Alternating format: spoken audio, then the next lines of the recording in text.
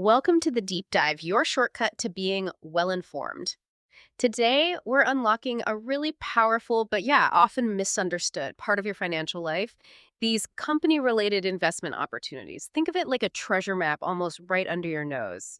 The wealth building tools coming straight from your employer, or maybe the potential you see in picking individual stocks out there. For a lot of us, these can be absolute game changers. We're talking about building serious long-term wealth security. But here's the real question for you. How do you actually navigate these opportunities effectively? How do you max them out without, falling into some pretty common traps? So our mission today is to pull out the most important nuggets of knowledge from our sources. We're focusing on smart strategies and maybe more importantly, crucial risk management. We'll cover the big ones.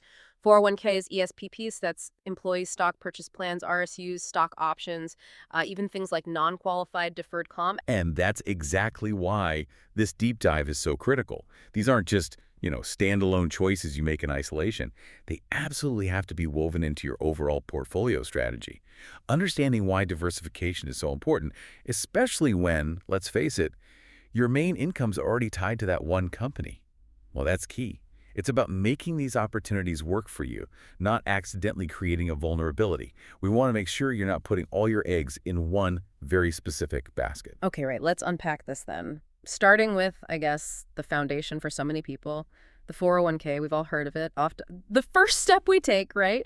But it's also where we first bump into what feels like free money, that company match. Oh yeah, the match is huge. It's not just a good return. Sometimes it's the best guaranteed return you'll ever see. I mean, nothing else really compares in the short term, does it? Not in terms of risk reward, no. Think about it. Employer matches 50% up to 6% of your salary.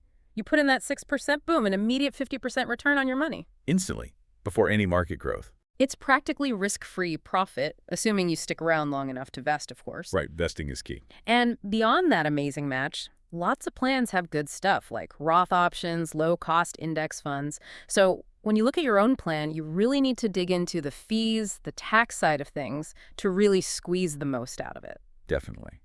And a crucial piece, maybe overlooked sometimes, is how that 401k fits into the bigger picture, your whole financial life. Yeah. Your asset allocation inside the 401k. It really needs to make sense with your overall plan. It can't just be off doing its own thing. But this leads us to a really critical warning.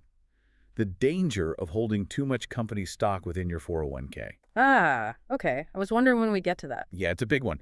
The thinking is simple, really, but powerful. Your job, your salary, that's already tied to how well your company does.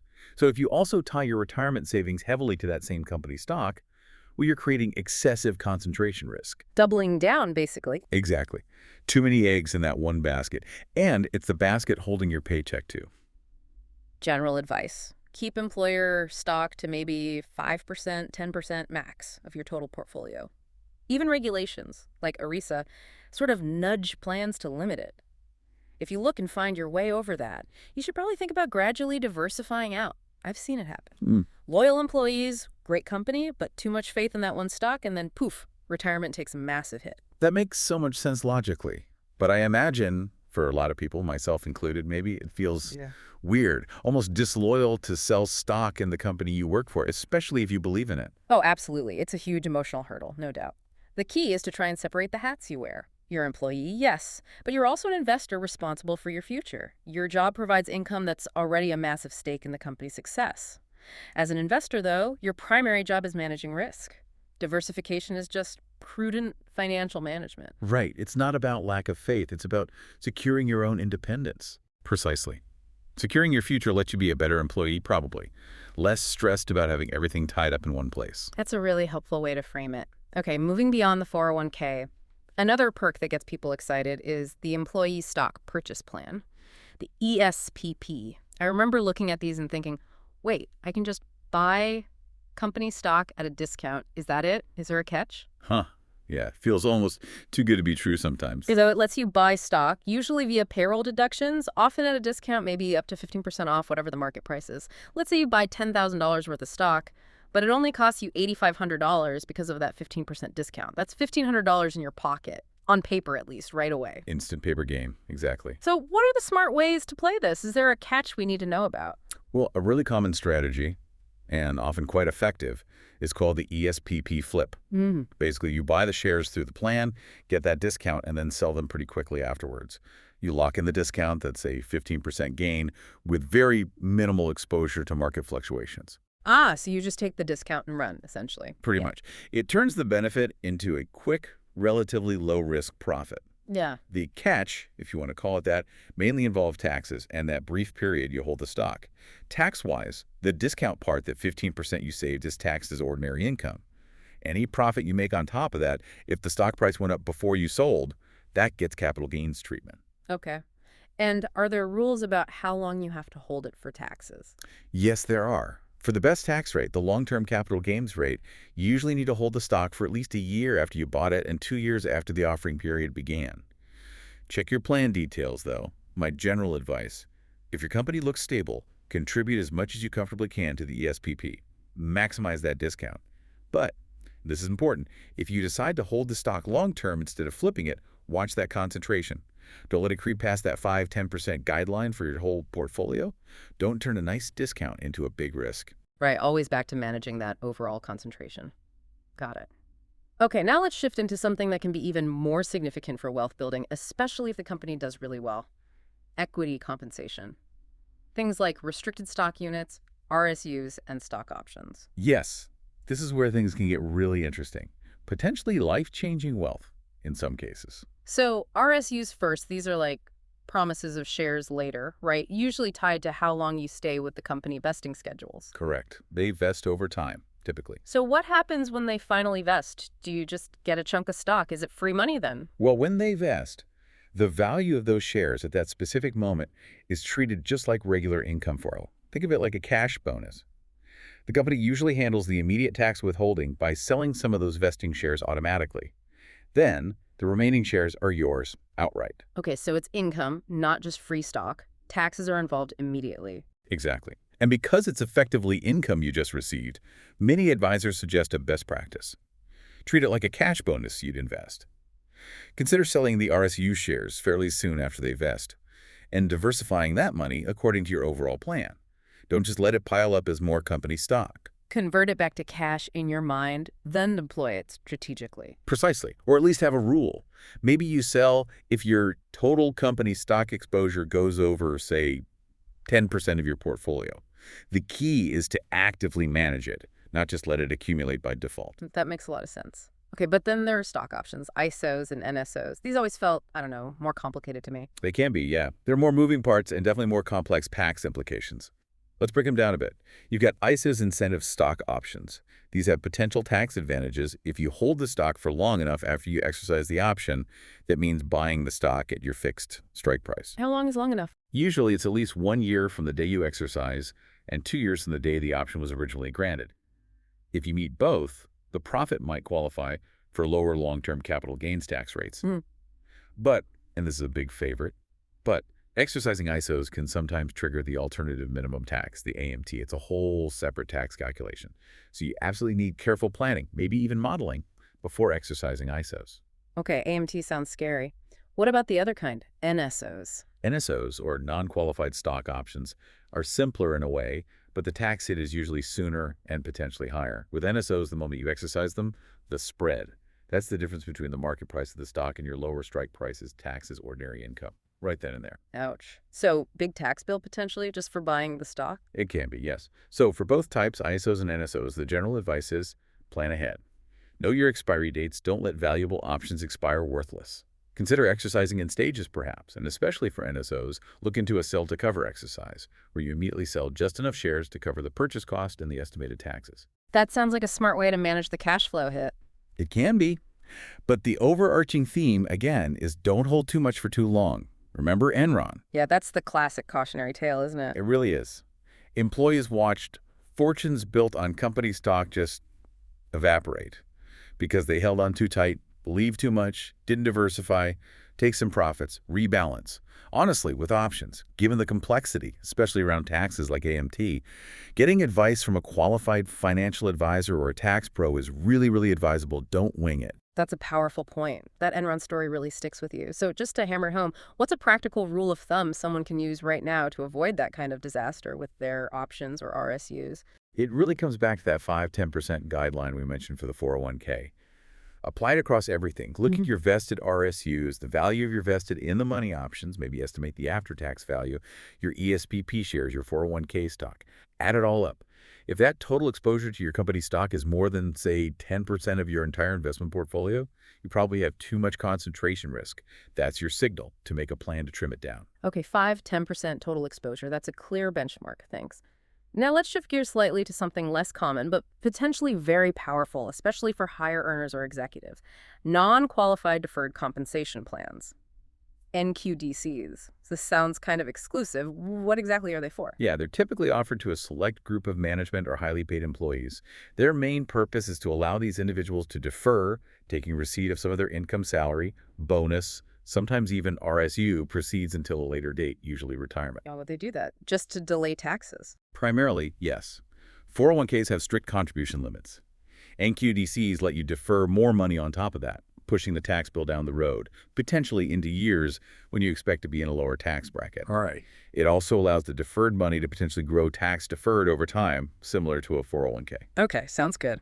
So what's the catch? There's always a catch. That's that. There's a major catch with NQDCs, and it's crucial to understand. Unlike your 401k, where the money is held in a trust for you, NQDC funds are not secured in the same way. They remain part of the company's general assets. It's essentially an unsecured promise from the company to pay you back later. Unsecured. What does that mean in practice? It means if the company runs into serious financial trouble or even goes bankrupt, your deferred compensation is at risk. You'd likely stand in line with other general creditors, and you might get pennies on the dollar or nothing at all. Wow. Okay, that's a huge risk. You could lose everything you deferred. You absolutely could. So before you even think about deferring into an NQDC, you need to have strong confidence in the long-term financial health and stability of your company. Another point is liquidity. Once you elect to defer and set a distribution schedule, that money is generally locked up until the agreed-upon time. You can't just tap into it if you need cash unexpectedly. Man, that sounds really risky. Given that unsecured promise part, why would anyone with significant sums choose this over just taking the cash and investing it themselves, even with the immediate tax hit? That's the million-dollar question, isn't it? It really boils down to the power of tax deferral and potential pre-tax growth. If you're in a high tax bracket now, deferring allows you to invest the full pre-tax amount. That larger sum, growing potentially tax-deferred for years, can end up significantly larger than if you took the money, paid taxes, and invested the smaller after-tax amount yourself. Some analyses suggest it can almost double the future accumulation, depending on time horizons and returns. And some plans even let you defer RSU gains, which is powerful. So it's a calculated gamble on the company's solvency versus a significant potential upside from tax-deferred growth. Exactly. If you do use an NQDC, diversify the investments within the plan if you can. Many offer mutual fund-like options. And think carefully about your distribution schedule to coordinate it with other income sources in retirement, avoiding a huge tax spike in 1 year. But yes, it's high stakes. Definitely sounds like something requiring careful thought and maybe professional advice. Okay, let's zoom out now. We've covered all these employer-linked opportunities. What about just investing in individual stocks that you choose? Not your employer's stock, not through a plan, just picking stocks in the broader market. Right. The allure of becoming the next Warren Buffett or finding the next big thing. Yeah. It's that siren song, isn't it? The chance to beat the market averages, find that hidden gem, maybe invest in companies whose products you love or industries you understand really well. It feels like taking control. It does feel empowering. But, and you knew there'd be a but, Mm. we have to talk immediately about idiosyncratic risk. That's the fancy term for risks specific to one single company. Things like a product flaw of a new competitor, an accounting scandal, a bad management decision. Things that can crush one stock even if the overall market is fine. So stuff that diversification usually protects you from in an index fund. Precisely. In a broad fund, one company blowing up has a tiny impact. If it's one of the few stocks you own personally, it can be devastating.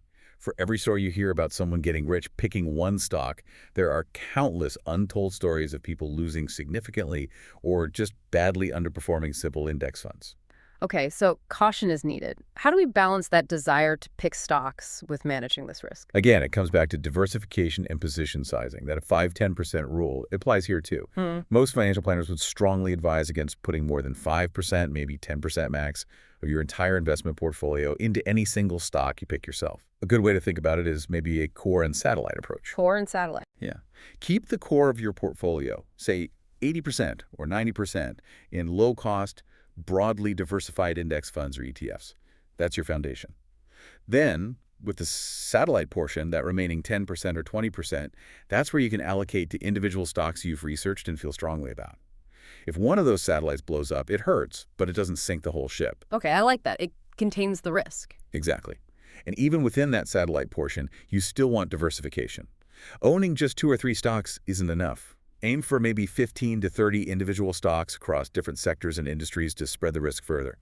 Although, research shows even with 30 stocks, you haven't eliminated all the company-specific risk. Right. And picking 15, 30 stocks means doing your homework, right?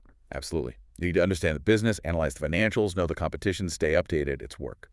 And crucially, set rules for yourself before you invest. What's your maximum position size? At what point will you sell if you're wrong? A stop loss.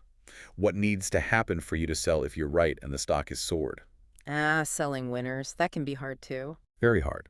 Emotional attachment is dangerous in investing. If a stock doubles and becomes, say, 20% of your satellite portfolio, you probably need to trim it back, rebalance, even if you still love the company. Stick to your rules. Sure. And don't forget, transaction costs and taxes. Trading frequently eats into returns. Holding good companies for the long term is usually more tax efficient.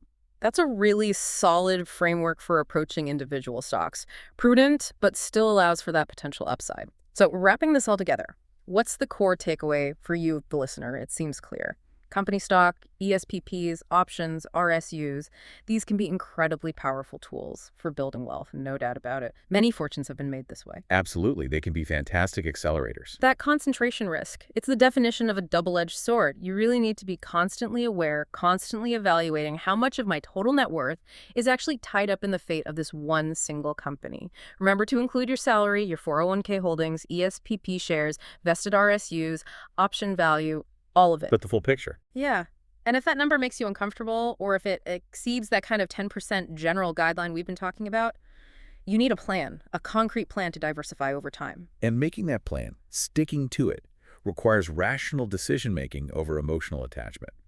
It's tough when it's your company, maybe one you helped build, but just remember, no stock is truly invincible. History is littered with examples. Enron, Lehman Brothers, WorldCom, countless others where employees held on too long, kept too much faith, and lost devastating amounts, sometimes their entire retirement. It's a harsh lesson, but a vital one. Sobering reminder.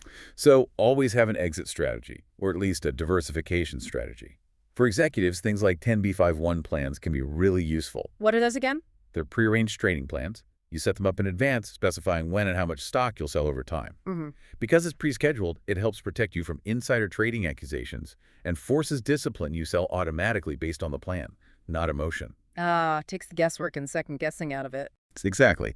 But for everyone, the key is integrating all these company-specific assets into your overall financial plan, your total asset allocation. Treat them like any other part of your equity holdings and rebalance periodically. It's about building a balanced, tax-smart, risk-managed portfolio for the long haul. Fantastic insights. It really brings everything together under that umbrella of smart, holistic financial planning, which leaves us all with a final thought to really chew on. As you take advantage of these powerful opportunities, these tools designed to boost your financial future, how are you making absolutely sure they aren't also, maybe silently, creating vulnerabilities that could undermine everything you're working so hard to build?